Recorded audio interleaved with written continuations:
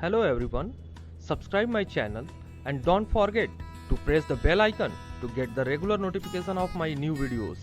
Thank you.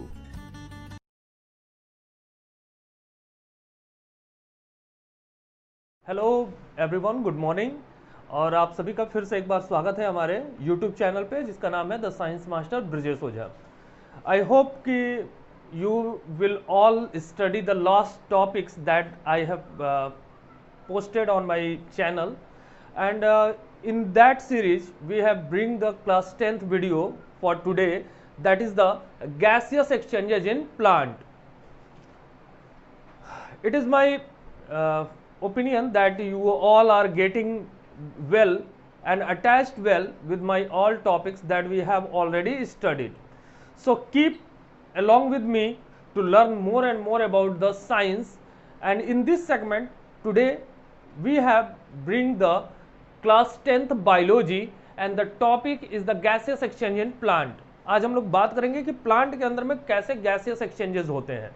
Class 10 का topic है। इसके बाद हम लोग रेस्पिरेशन के बारे में जानेंगे, एनिमल रेस्पिरेशन के बारे में जानेंगे और उसमें भी देखेंगे कि क्या चीजें हो रही हैं। तो यहाँ पे जैसा आप देख रहे हो एक स्ट्रक्चर मैंने पहले से बना करके रखा है, और प्लांट जितने भी प्लांट होते हैं उनका जो मेन गैसेस एक्सचेंज होता है वो किसके थ्रू होता है? वो होता है स्टोमेटा के through. All the gases exchanges in a plant takes place through the stomata. Along with the stomata there are some more structure present in plant like the cuticle and lenticels that also help in the gaseous exchanges, but most of the gaseous exchanges are takes place through the stomata. What is the stomata, where it is located and what is its structure, we are going to take in this video. Okay, so just connect with me. This is not a very long video, it takes very less time to complete, so keep concentrated on the following topic. So first of all we are going to take the structure of stomata. Structure of stomata, as we have seen, it divided into two parts. There is a looking two cells like structure, it is called the guard cells. Again it is a typical cell, so it have their own nucleus. इसके पास अपना खुद का nucleus होता है. They have their chloroplast and it is attached among the parenchyma cells or they are also known as the accessory cells. इनके बीच में या तो parenchyma cells होते हैं या इनको हम लोग accessory cells कहते हैं. तो सबसे पहले और उसके बाद में स्टोमेटल ओपनिंग. तो opening and closing of stomata के बारे में भी हम इसी टॉपिक में बात करने वाले हैं. तो सबसे पहले हम लोग बात करेंगे गार्ड सेल्स के बारे में. गार्ड सेल्स कैसे होते हैं? तो गार्ड सेल्स जैसा कि आप देख रहे हैं, these are one pair bean shaped देख रहे हो ना, बीन शेप्ड जैसे सेम का बीज होता है, किडनी बीन्स होते हैं, राजमा होता है, वैसा ही इनका स्ट्रक्चर दिखाई दे रहा है आपको. तो these are the bean shaped structure. These are one pair bean shaped structure contains their own nucleus and chloroplast. इनके पास अपना खुद का न्यूक्लियस और क्लोरोप्लास्ट होते हैं. तो एक ये बीन शेप्ड स्ट्रक्चर है जिनके पास अपना खुद का न्यूक्लियस और क्रोमोसोम्स पाए जाते हैं. ये पत्तियों के लोअर सरफेस पे पाए जाते हैं. जैसे ये कोई अगर लीव्स है हमारे पास में, तो उसका जो लोअर सरफेस होगा, जो नीचे की सरफेस होगी, उसके ऊपर में स्टोमेटा हमें देखने को मिल सकते हैं. टिपिकली हम लोग क्या करते हैं, जब स्टोमेटा ऑब्जर्व करना होता है तो स्टोमेटा को देखने के लिए हम लोग पत्तियों को ऐसे टीयर्ड करते हैं, एकदम रफली टीयर्ड करते हैं, और उसमें से कुछ आप देखोगे कि एक मेम्ब्रेनस स्ट्रक्चर, उसमें एक पतली सी झिल्ली की तरह स्ट्रक्चर उसमें दिखाई देगा. उसी को हम लोग काट लेते हैं, और काट करके जब हम लोग स्लाइड के ऊपर में उसे प्लेस करके और थोड़ा सा कलर उसके ऊपर में स्टेनर डालते हैं, रेड कलर का सैफरनीन, और उसको जब हम लोग माइक्रोस्कोप में देखेंगे तो बहुत सारे स्टोमेटा जो है हमें दिखाई देंगे. स्टोमेटा जो है वो रात के समय में बंद होते हैं, दिन के समय में खुलते हैं, उसके बारे में भी जानेंगे. तो यहाँ पे हम लोगों ने देखा कि गार्ड सेल्स हैं जो कि पैरेन्काइमा सेल्स के बीच में, यानी अगर हम लोग यहाँ पे बात करें, अगर लीफ का स्ट्रक्चर अगर देखें तो ये लीफ का स्ट्रक्चर है, और ये मीजोफिल सेल्स इसके पास में पाए जाते हैं. ये पैरेन्काइमा जाइलम और फ्लोएम टिश्यूज हैं, और ये लोअर सरफेस के ऊपर में ये स्टोमेटा जो है नीचे की तरफ, ये स्टोमेटा है जो नीचे की तरफ में पाए जाते हैं। तो ये एक टिपिकल लीफ का स्ट्रक्चर है। अगर हम लोग इंटरनल स्ट्रक्चर किसी लीफ का देखेंगे तो उसके लोअर एपिडर्मिस में पैरेन्काइमा के सेल्स के बीच बीच में ये स्टोमेटा जो है पाए जाते हैं। स्टोमेटा के पास में अपना न्यूक्लियस है, so all the cellular activity it is controlled by the nucleus. They have their own chloroplast, so they can also perform the photosynthesis. इनके पास में अपना खुद का क्लोरोप्लास्ट है, तो ये फोटोसिंथेसिस के प्रोसेस को परफॉर्म कर सकते हैं। एक्सेसरी सेल्स हैं पैरेन्काइमा, जो इनको सपोर्ट भी देते हैं, इनको न्यूट्रिशन भी प्रोवाइड करने का काम करते हैं। And mainly the guard cells which regulate the opening and closing of the stomata. In this structure we have also going to discuss the outermost layer of the guard cell is thin walled. It is a thin walled cell, and the innermost layer is the thick walled cells. Okay, so guard cells is also control the opening and closing of the stomata. Stomatal opening through which the gaseous exchanges takes place by the plant through the environment. अपने environment से plant इसी stomatal opening के through क्या करता है, gaseous exchanges को perform करता है। ओके, तो इस तरीके से ये एक स्टोमेटा का स्ट्रक्चर है, और इसी में हम लोग अगला जो हमारा टॉपिक है उसे हम लोग लेकर के आ रहे हैं, जिसमें हम लोग देखेंगे कि स्टोमेटा कैसे खुलते हैं और स्टोमेटा किस तरीके से बंद होते हैं।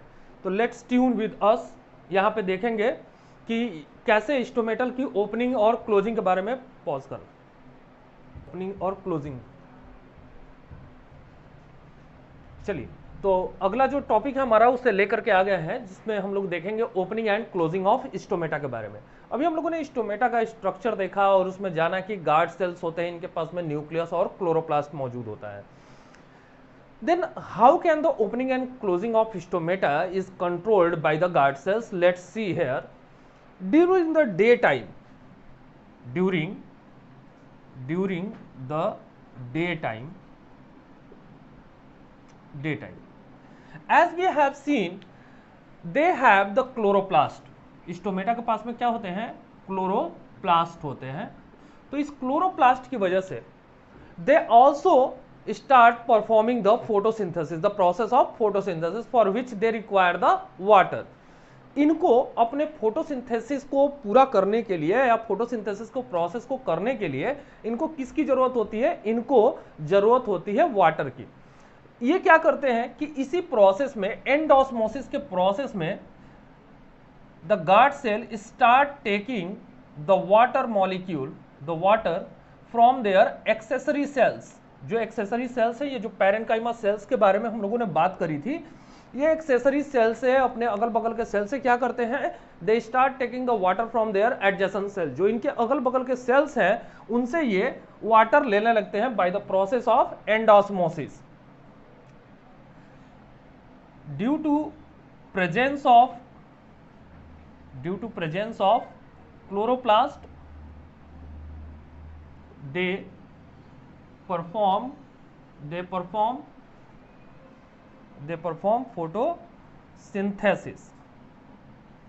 photosynthesis. They absorb water from their adjacent cells. ये क्या करते हैं, अपने अगल बगल के सेल से वाटर एब्जॉर्ब करने लगते हैं by the process of endosmosis. Osmosis आपने पढ़ा है। ऑस्मोसिस क्या प्रोसेस होता है, जिसमें सेमी परमिएबल मेम्ब्रेन से वाटर जो है वो एब्जॉर्ब किया जाता है, जहां पे हायर कंसंट्रेशन होता है उससे दूसरी तरफ। तो यहाँ पे एंडोस्मोसिस का मतलब क्या हुआ कि यहाँ पे गार्ड सेल्स जो हैं उनके अंदर में वाटर जो है मूव कर रहा है, कहां से, एक्सेसरी सेल से, यानी जो पैरेन्काइमा सेल्स थे उनके पास से वाटर जो है मूव करके कहां पहुंच रहा है, गार्ड सेल्स में आ रहा है। तो ये एंडोस्मोसिस के प्रोसेस में क्लोरोप्लास्ट जो के थ्रू अपने लिए फोटोसिंथेसिस का प्रोसेस परफॉर्म करते हैं। दिन के समय में जो इनके पास में स्टार्च होता है, that is stored food is converted into sugar. वो जो स्टार्च है किस में कन्वर्ट हो जाता है, दिन के समय में सुगर में कन्वर्ट होता है। तो starch converted into sugar which increases the increases the osmotic content of guard cells. ठीक है, इससे क्या होता है कि गार्ड सेल का ऑस्मोटिक कंटेंट जो है वो इंक्रीज कर जाता है। दिन के समय में पानी लिया इन्होंने, वाटर इसमें एब्जॉर्ब होता गया and the guard cell start swelling. तो स्वेल करने से क्या होगा, इनकी जो आउटर जो मेम्ब्रेन है जिसको आप लोग देख रहे हो, इसको हम लोग ने लिखा है कि आउटर थिन फ्लेक्सिबल वॉल। तो ये आउटर थिन फ्लेक्सिबल वॉल क्या होगी, धीरे धीरे फैलना स्टार्ट करेगी उस ऑस्मोटिक प्रेशर की वजह से, और धीरे धीरे ये क्या होगी, फैलती जाएगी, बाहर की तरफ निकलती जाएगी, बल्ज आउट करेगी, and due to which the internal wall also experience some pressure on it. अंदर की जो वॉल है उसके ऊपर में भी क्या होगा, धीरे धीरे ये कुछ प्रेशर जो है वो अपने ऊपर में महसूस करना स्टार्ट करेंगी, and it also pulling a part. तो ये क्या हो जाएगा, धीरे धीरे ये जो इनर वॉल है ये भी बाहर की तरफ खींच करके चली आएगी, and the stomatal opening and the stomata is opened. और इस समय क्या होगा, स्टोमेटा जो है वो खुल जाएगा। ठीक है, स्टोमेटा जो है वो खुल जाएगा। तो स्टोमेटा यहां पे खुल गया। अब रात के समय में क्या होता है, अब रात के समय में ड्यूरिंग नाइट, रात के समय में क्या होगा भाई, रात के समय में ये जो शुगर है, the sugar is converted back into starch. अब इसकी वजह से जो ऑस्मोटिक कंटेंट है इनका क्या होगा, डिक्रीज करेगा, decreases the osmotic content of guard cells. तो ऑस्मोटिक कंटेंट डिक्रीज करेगा, यानी जो वाटर यहां पे इन्होंने एब्जॉर्ब किया था गार्ड सेल्स ने, ये वाटर को क्या करेंगे, लूज करेंगे, they start losing the water. ये वाटर को क्या करेंगे, अपने बाहर वाले सेल्स में क्या कर देंगे, लूज कर देंगे, और धीरे धीरे जो इनका फैलाव था वो धीरे धीरे क्या होने लगेगा, ये सिकुड़ने लगेंगे, कॉन्स्ट्रिक्ट करने लगेंगे, and finally the stomata will close. और अंत में क्या हो जाएगा, स्टोमेटा धीरे धीरे जब इनका प्रेशर खत्म होगा, धीरे धीरे ये सिकुड़ने लगेंगे, तो जो इनर वॉल है वो भी आपस में आकर के क्या होगी, चिपक जाएगी, और इस तरीके से स्टोमेटा जो है बंद हो जाएगा। तो दिन के समय में स्टोमेटा क्यों खुल गया, तो स्टोमेटा के खुलने का कारण था कि उसका ऑस्मोटिक कंटेंट बढ़ा, एंड ऑस्मोसिस के प्रोसेस में उन्होंने वाटर एब्जॉर्ब किया। स्टोमेटा क्यों बंद हो गया, रात के समय में क्योंकि फोटोसिंथेसिस हो नहीं रहा है, तो इसलिए जो शुगर था वो स्टार्च में कन्वर्ट हो गया। एक्स ऑस्मोसिस के प्रोसेस में जो वाटर मॉलिक्यूल थे वो बाहर चले गए अपने एक्सेसरी सेल्स में, और धीरे धीरे स्टोमेटा जो है वो बंद हो गया। तो इस तरीके से यहाँ पे हम लोगों ने स्टोमेटा का स्ट्रक्चर भी पढ़ा और opening and closing of stomata भी पढ़ा। जो अगला वीडियो आएगा उसमें हम लोग बात करेंगे रेस्पिरेशन इन एनिमल्स के बारे में। तो एनिमल के अंदर में किस तरीके से रेस्पिरेशन होता है और ह्यूमन रेस्पिरेटरी सिस्टम क्या होता है उसके बारे में हम लोग जानेंगे। Till then good bye, enjoy the video and don't forget to subscribe my channel. Thank you for watching.